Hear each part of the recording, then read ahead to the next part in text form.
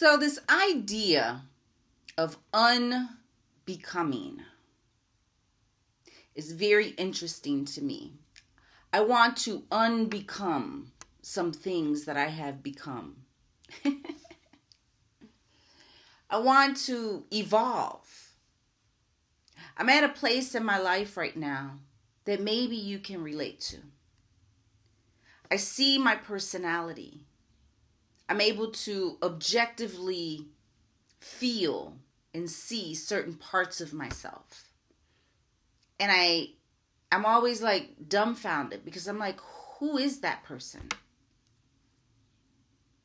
Sometimes I'll say certain things and I'll say, who just said that?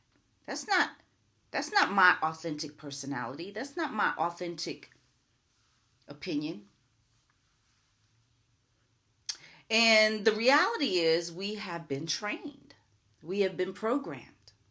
And this is why I went into getting certified as a hypnotherapist, because I love to understand how the mind works.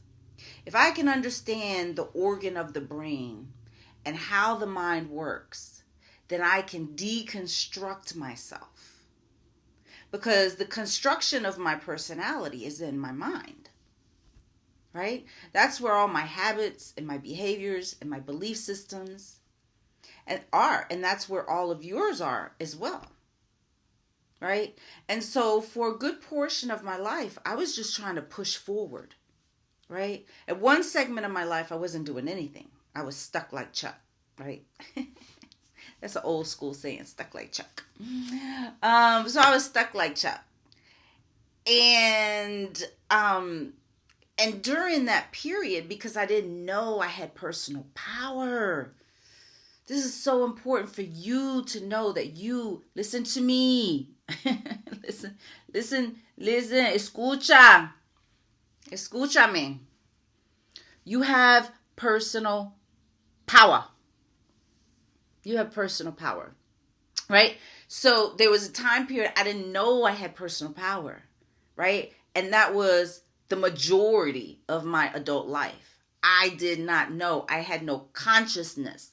I had no awareness that I had personal power, that I could take control of my destiny, of my life, of my beliefs, of my behaviors, that I had this thing called self-control, and I could be disciplined, right? I didn't know, like, that consciousness wasn't awakened in me yet. So up until I was 37 years old, I was a person that was hiding, right? I was in an environment where I felt very controlled. I was very unhappy, right? And so as I say this, I want you to think about yourself. Are you in an environment where you're controlled? Are you being controlled in your environment? Are you unhappy? Do you feel stuck like Chuck? Right? Because when we do, we compensate for an inability to be autonomous. I could not be autonomous. So I had to compensate for that lack of autonomy. And the way I compensated was I let myself be very small. I hid, right? I stayed in my house a lot, or I did X, Y, and Z. But I wasn't free. I didn't feel free. I felt oppressed by an oppressor. But really, the oppressor was a lack of wisdom, knowledge, and awareness. It wasn't the external oppressor. I allowed myself to be in a situation where I felt oppressed because I didn't have the wisdom and the knowledge to get out of the situation. Okay? And so what happened, because I stayed in that situation for so long, my authentic identity, personality, and energy was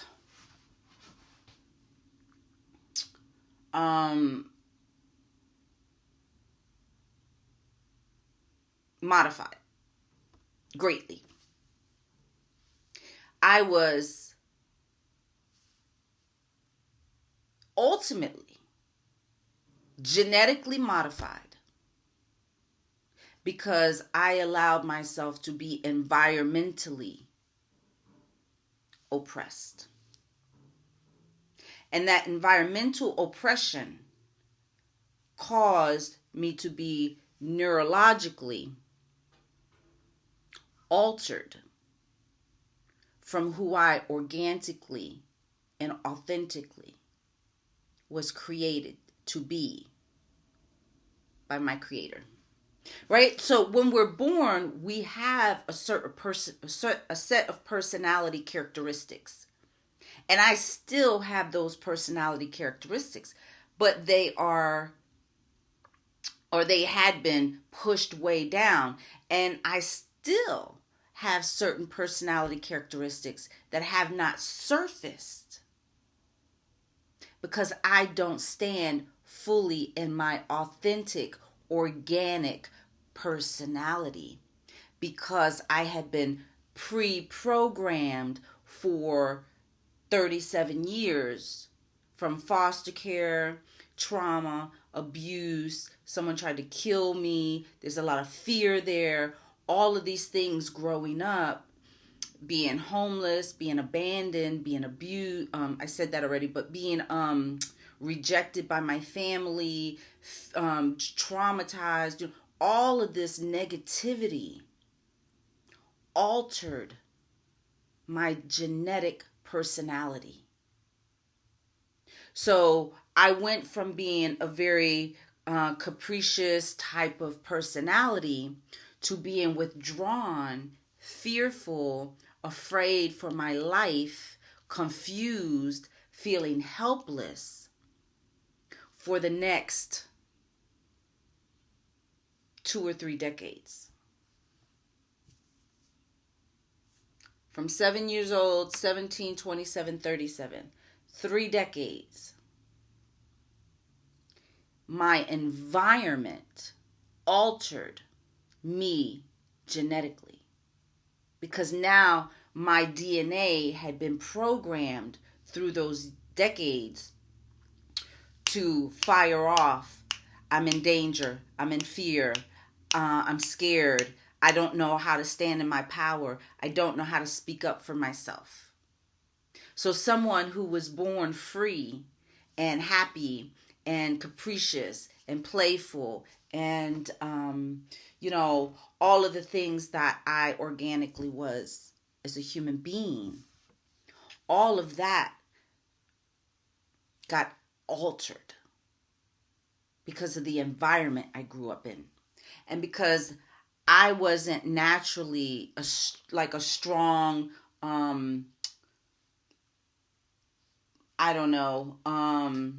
autonomous, alpha female. That just wasn't who I was. I was more of the tender-hearted, caring, compassionate, loving kind of person. And I didn't have those kind of, what do you call that? Self-generating,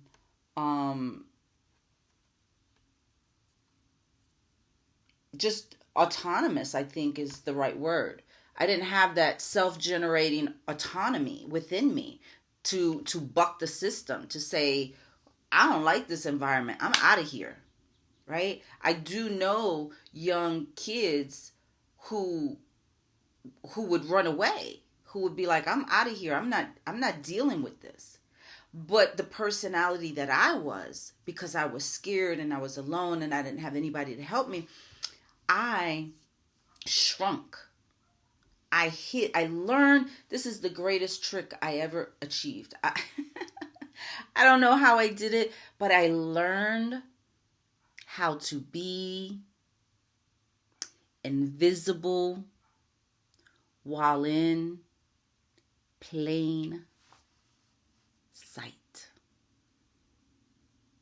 It's the greatest trick I've ever pulled off in my life. I learned how to be invisible in plain sight. When you have been traumatized and you don't have the personality to get out and to be brave and to be courageous and fearless and just go make your own path, even as a child. Some kids do that, some don't. I didn't.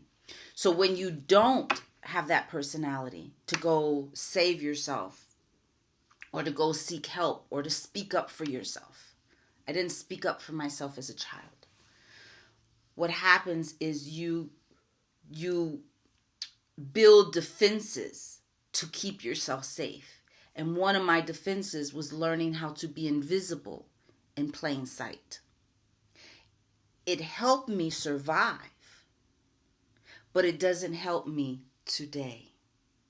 Right? And so some of the other things that developed in my personality over the years was things like saying and responding to people in a manner that I knew was acceptable. And I still do it today. And I think that comes from my military training, right? I was in the U.S. Navy for 20 years. And I am very grateful for what the military offered me. I worked my ass off. But the military offered me a safe place to live. It offered me a way to produce income for myself. It provided stability, not really stability because I moved every 3 years, but during those 3 years I was stable. And I had housing for me and my daughter. It was a place where I got my education. They paid for the majority of my education. They taught me how to be a leader, how to be disciplined, how to be an overachiever, how to be excellent. So I am very proud of my professional career. But what the military did not help me do, and it wasn't their responsibility to help me, but what it didn't provide for me was how to be a voice. I didn't know how to use my own voice. And it wasn't the military's fault. It was my upbringing.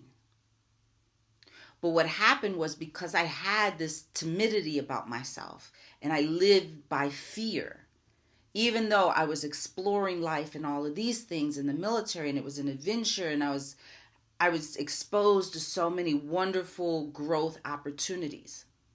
I think every person, especially every child now, every person in the world could benefit from a 4-year tour in the military. It teaches you so much. It teaches you to wake up and make your bed. It teaches you to get up early and go exercise so you can be in physically good health. It teaches you respect for others. It teaches you teamwork. It teaches you so much, right? So all of those things I like. Those are the parts of me I want to keep. But the part that I don't want to keep about myself, which doesn't have anything to do with the military, it occurred in my childhood, is this lack, but the military exacerbated it. I will say that because I had to become who I became in the military to withstand 20 years, right? You have to become part of that organization. You have to become the face. You have to become the identity of that organization. At least I did. That's what I believed in my mind, right?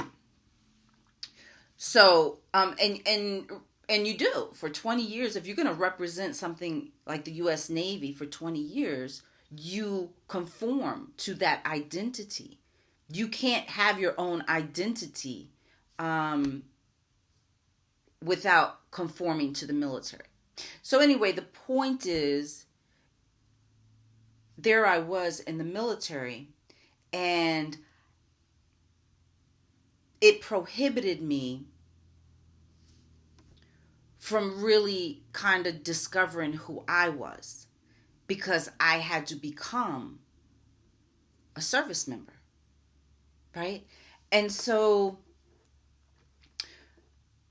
now that I'm at the place in my life where I'm at now, I'm able to see throughout my life, and this is the same for you. And so I want you to think about it in the context of your own life. Throughout your history, there were many things that were beneficial to you and your personality that you took on. But there were many things that you took on that are not beneficial to your personality. So at this point in my life, I'm like, I want more of my authentic self to show up.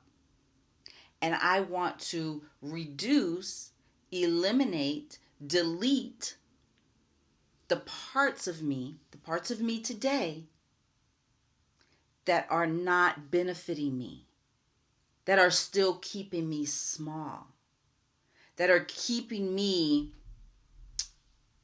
kind of in alignment with what other people, what I think, because the story is in here. Your story is in here, right? So what I think other people want from me, I don't want to do that no more. I want to be me. But the problem is, for 37 years, and even within the last however many years, because we do have to assimilate in our community, right? But we don't have to become someone else. We do still have to be respectful of other people. And we still have to kind of, care for, we have to care for our community. We have to care for the people, right? We don't want to be self-focused and self-centered to the point where we're oblivious to how it affects other people, right? So we still want to be able to allow our personality to blend in. But we got to blend in a way that's honoring who we truly are. And so that's my journey right now, right? That's my journey. I'm at a point in my life where I see certain aspects of myself and I'm like, who is that? I don't know who that person was that just showed up. Oh, that was Petty Officer 3rd Class talking to her commander. Oh, that was the woman that wanted to be loved by the man who didn't know how to love her. Oh, okay. That person that just showed up in my personality, that was my 7-year-old self after the girl tried to suffocate and kill me. I was genetically modified by my trauma. My DNA changed. But it's my responsibility to change it back, to delete, to eliminate that old version. That old version of me does not work for me anymore. Maybe, probably, it served me in the moment. Maybe it was a survival skill. Maybe I had to be what they wanted me to be in order to survive because I didn't know I had power. And at 7 years old, I truly didn't really have much power. I was at the mercy of the adults I was around, who were all unworthy of me. They didn't deserve me in their life. They didn't know how to care for me. And maybe you have people like that in your life, or you had people like that in your life. And I want you to know right now, it's your obligation to yourself. You have an obligation to yourself to get to know you again, to discover the real you. And we're always evolving, right? So I'm not going to be my authentic 5-year-old self before, all the trauma and stuff started happening, because I'm not 5 anymore. But there are elements of that 5-year-old that are still in me that I need to help surface. Because the world, society, parents, authority figures, oppressors, negative thinking, limited thinking, fear have all modified us. And now we must honor ourselves and say, fuck that. Fuck that. That's not who the fuck I am. I'm not this child. I'm not this fearful person anymore. I'm going to take the elements of my 5-year-old authentic self or your 3-year-old authentic self before all the trauma, drama, and craziness of the external elements modified you. Take that godly portion of you, the portion of you that the universe gave you when you were created. Your original DNA, your original personality, your original characteristics. It's a rebirth. It's a rebirth. And I'm really interested in learning how to be who the fuck I want to be. People often ask me, why do you call yourself Dr. Cruz? Do you need that label? And I tell them, I earned that label. Just like I earned being a mother. I have a label called Mommy. And I use that label because I earned it. I'm also a sister. I earned that. I'm also a clinical hypnotherapist, a clinical mental health therapist. I earned that. So I want you to understand you are whoever you earned yourself to be. If you're non-productive, then you're non-productive. Is that who you want to be? If it's not, go earn yourself a new title. Right? And it's not about titles like, this is my identity. But in a sense, it actually is. Right? I am a doctor. That's who I am. That's what I earned. That's how I carry myself. That is my knowledge. That is my wisdom. That is my ability to have specialized knowledge. I'm okay with that. Other people may not be. So I want you to think about for yourself. Are you okay with who you know yourself to be? And can you be more of that?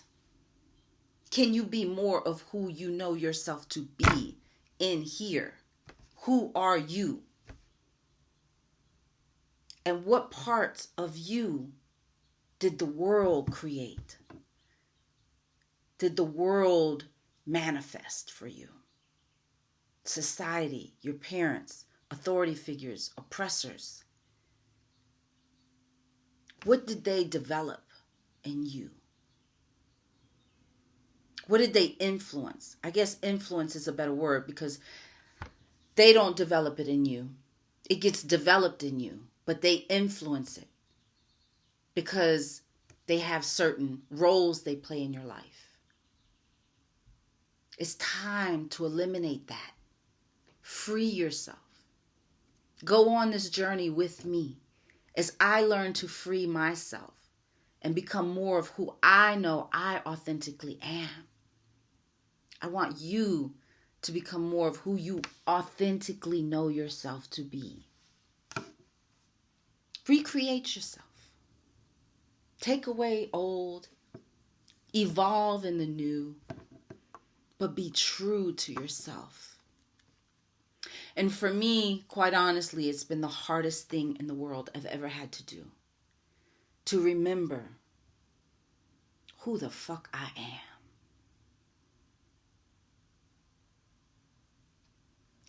Life is an interesting thing. We are born into this world perfect. Perfect. You were a perfect baby. Everything you needed, everything you were, was idealistic for you. And then life happened. And so I want to bring you some awareness, if you don't already have it, that life has influenced. Life has influenced your genetic modification. And it's your responsibility to reverse it back to who you authentically are. That little girl and that little boy who you authentically were when you were born is still inside of you. Spend time with them. Allow yourself to do whatever it is you need to do to be able to look at yourself in the mirror and say, I'm happy with this person. This is truly who I want to be. And if there are times when situations occur and you're like, who just showed up? Who is that just said that? Why do I keep explaining myself? Why am I like making myself small again? Why am I going back to petty officer 3rd class? Petty officer 2nd class? Petty officer 1st class? Why is that personality showing up again? Identify it and eradicate it with love. That personality that I had back then was protecting me. It was the only way I knew to survive. I have to have compassion for myself and say, okay, I understand who I was back then. And when that part of me shows up again, I know it's the programming.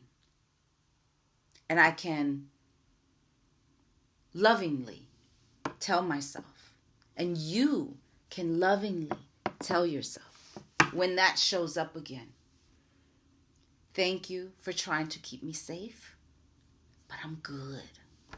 I don't need that protection no more. I need to surface completely and wholly into who I know myself to be. And that's how you honor yourself. And you live a life of no regrets.